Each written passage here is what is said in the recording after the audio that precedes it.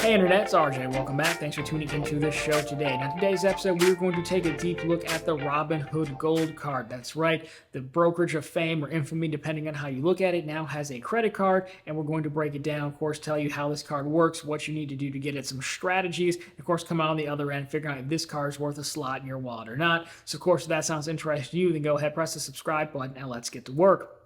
Now, this one, the card's been out for a while. By the time of taping, their website still has a wait list for it, but it's been out long enough that people are starting to get them, so I think it's fine to do a full video on it. We have talked about it many a time in the Sunday recap show as well, a list of news stories, so if you're interested in that, check that out as well. We do them every Sunday, but this is dedicated to the card itself. So, we'll cover that, but first, how did we get here? Well, Robinhood, again, they're the brokerage account that's been around. They're the ones that, other people have done it really, but they're the ones that have made free trades, no commission trading, popular, like widespread popular. They came out, I think it was about 2013, 2014, something like that. They've had brokerage accounts. They've expanded a lot of their products. They have a paid service, which of course we're going to talk about. They have cash management account with the debit cards. Actually, one of the first videos I did on the channel was about their cash management account and their debit card, believe it or not.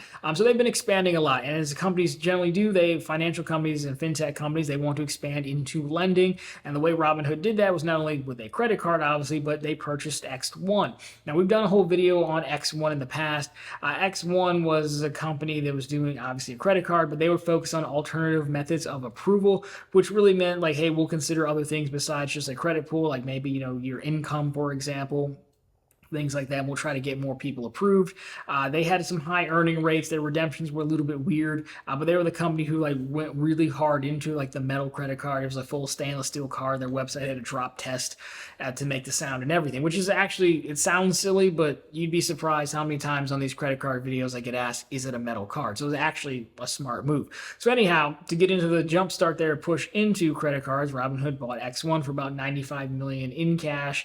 I think it was 2013 or so. Card went away for a while, and now they're back with the gold card. So before we get into it, right now, again, as we said, it is waitlisted on their site, but it's been around long enough that people are getting it.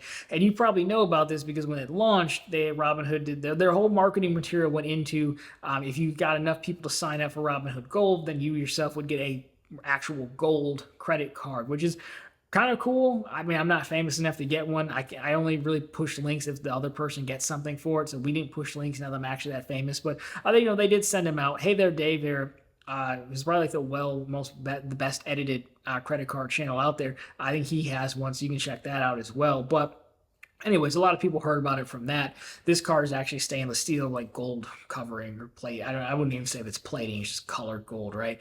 So anyhow, we did mention Robinhood Gold. There's something we have to talk about first before we get to the credit card, and the fact that you have to it's open to Robinhood Gold members, which Robinhood Gold is their paid monthly subscription service, or you can buy it in a year subscription as well. So it has a lot of different features, as well as the credit card is like a new feature of it. So let's take a look at the gold subscription, then we'll talk about the card itself, then we'll kind of put it all together now that we have the backstory. So when you look at it here, Robinhood Gold, at the time of taping, it's $5 a month or $50 a year. You can see a slight discount for a year. This is going to have to go up, I would imagine, but at the time of taping, that's what it is.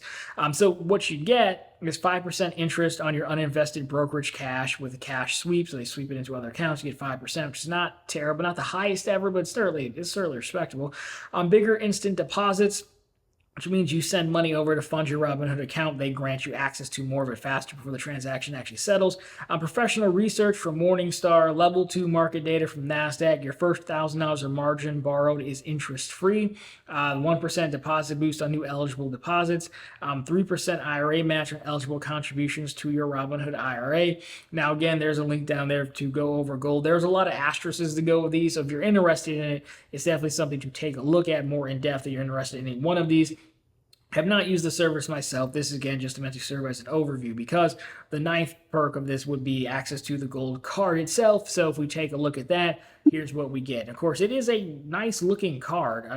It's stainless steel. I do like it. At least the designs look like it's kind of a gradient. All the numbers on the back, just the Robinhood logo. So I do like the design.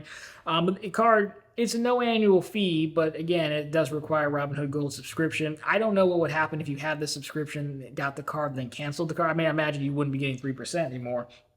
which is the multiplier. And the main draw to this card is 3% back on all purchases. Benefits: there are no foreign transaction fees, and you could get 5% back when booking travel via Robinhood travel portal. Can't imagine that's going to be of interest to many folks here, but you do have the option. So in addition to it, for cashing out, I do believe you can cash them out to your Robinhood cash management account. So it is effectively as good as cash, making this like a cash back card. So really no issues there. Now, in addition to that, the whole thing is kind of, again, meant to be an extension of the service. So when you get into it, is a 3% card is going to interest a lot of people.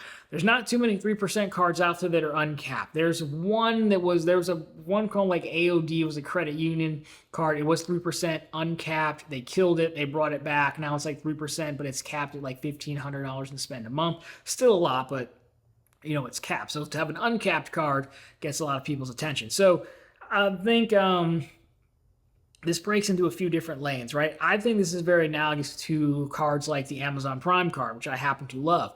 If you are, one, cashback focused, and two, you are already a Robinhood Gold subscriber and you find value in the service, well, then I think this card is fine to pick up, because you're already paying for the service, you're already getting value. That's not really in question. Sure, why not get the card? If you like travel, I don't think it really does anything for you. I mean, maybe you could just have a 3% card, for a catch-all if you don't have anything else that works better for it. But again, you'll probably want to earn your travel miles with whatever your travel catch-all is, but it's an option. I mean, if your cashback is definitely targeted at you, so that makes sense. Much like the Amazon Prime card has no annual fee, but you have to have Prime to get the 5% version. Many of us have been paying for Prime for decades, so it just makes sense, right? I think that fits, right? Now, the next part here is, if you have one card or a few cards, you don't want to use a ton of cards, maybe you're using just a Citi Double Cash and maybe one or two other things, then this could definitely work for you as well. It's when you come into having a bunch of different cards that you become into diminishing returns. A bunch of different cards from the standpoint of you're not also using Robinhood Gold. Again, if you're Robinhood Gold and your cashback, I think get it, you can find a use for it, no big deal. If you're not Robinhood Gold, not really interested in it, like myself, I have a ton of 5% cards. In fact, if you're new here, you probably haven't seen this in this file drawer. Again, these are all the cards that I keep in my rotation, plus a few in the actual wallet that I have. So I have so many 5% cards that for me, 3% is not going to do a whole heck of a lot, because the thing to note is really the math, right? If you were thinking about it, you'd have to spend about $1,667, something like that, to at 3% back to earn the $50 back, which is, again, you could spend a lot of money.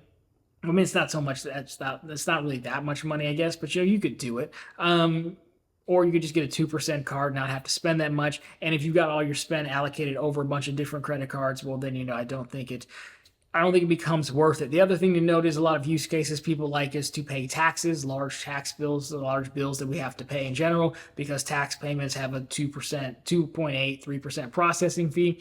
Early points say that Robinhood's been blocking these you can make the payment, but you won't earn any points on it as well. So kind of defeats the purpose a little bit of that strategy. So overall, I think we could sum this one up pretty quickly. Again, to recap, if you're already Robinhood Gold and you like cashback, by all means, I think you should get this one.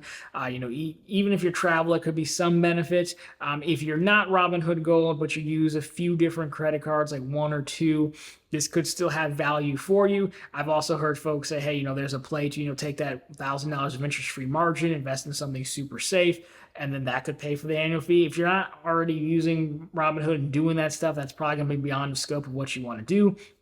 If you have a ton of different credit cards, then it's probably not going to be worth it for you. And the last thing I'll say is they spent up their whole marketing budget on those fancy gold cards in the announcement. I definitely like to wait till they offer intro offers on these cards. We probably won't see it for quite some time, but even the Apple Card over time offered an intro offer of like $200 or $300, which isn't bad. It took a few years to do it, so I would also try to hold off unless you have immediate need until we see an intro offer. You should always be paid to open up a banking product, and with this one, you're basically paying them. Yes, you're getting services, but still, you get the point. So overall, Robinhood, not a bad card by any means. I do like it in the lens of the ecosystem and adding another feature and perk to Robinhood Gold. Beyond that, the use cases, as we covered, get a little bit of diminishing returns the farther away you get from their core customer base. But that's kind of the point of these services, right? To become sticky and keep people in. So I can't really fault them for that. Don't think this is bad by any means. Again, you know who you are. I think we've covered it. So, of course, if you like this one, again, drop me a thumbs up down below. If you find it particularly interesting, consider subscribing to the channels. We're posting content just like this every single week. Of course, we're right back every Sunday with all the news you can use in the week that was in credit and finance. And of course, every single day over on profitablecontent.com, the channel's blog, which is always linked down below for you, and on the channel homepage. That's where we post the latest news stories, we post bank promotions, and we post credit card offers. Nothing for the gold card yet, but if they have an offer, you'd be sure you would find it over there first. So anyways, guys, that's going to do it for this one. As always, thank you so much for watching. I'll talk to you very soon in the next one.